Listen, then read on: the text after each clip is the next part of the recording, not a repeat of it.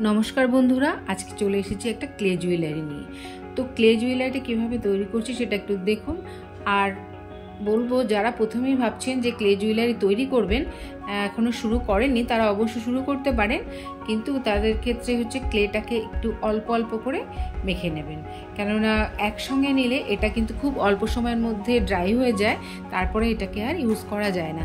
তাই প্রথমেই যারা শুরু করবেন তারা অল্প অল্প করে মিশিয়ে নিয়ে দুটোকে একসঙ্গে তারপরে ইউজ করবেন, তাহলে কাজ করতে সুবিধা হবে, নাহলে কি হবে ক্লেটা অনেকটা নষ্ট হবে। তো আমি একটা পাখি তৈরি করছি, প্রথমে দেখলেন কিভাবে এটা তৈরি করে নিয়েছি, তারপরে একটা পাতার শেপ দিয়ে এটার একটা ডানা বানালাম।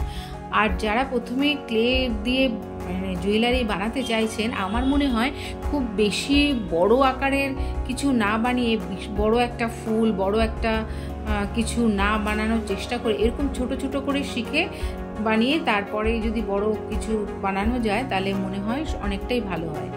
তো পাখিগুলো তৈরি হয়ে গেছে, এবার হচ্ছে কি কালার, এই কালারটা আমি করছি অ্যাক্রিলিক কালার দিয়ে। তো যেরকম ধরনের খুশি কালার আপনারা করে নিতে পারেন, কোনো ব্যাপার না। তবে ক্লে জুয়েলারির ক্ষেত্রে কিন্তু ফিনিশিংটা একটু ভালো হওয়া দরকার সব ক্ষেত্রে।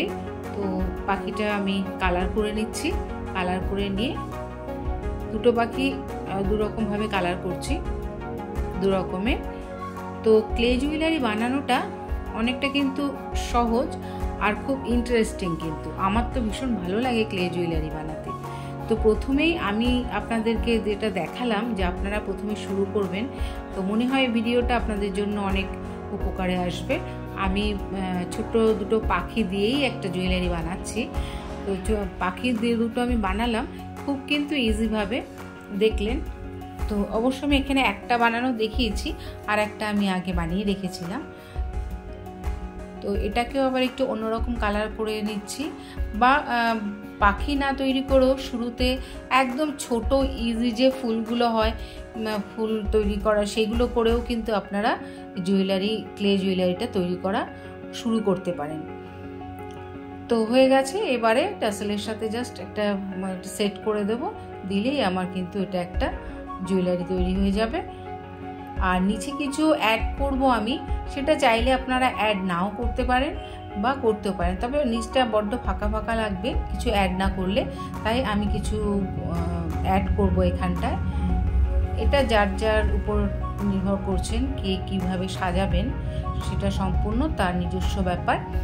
এবারে আমি উডেন বিডস নিয়েছি, ওগুলো উডেন বিডস দিয়ে অ্যাটাচ করে দিয়েছি।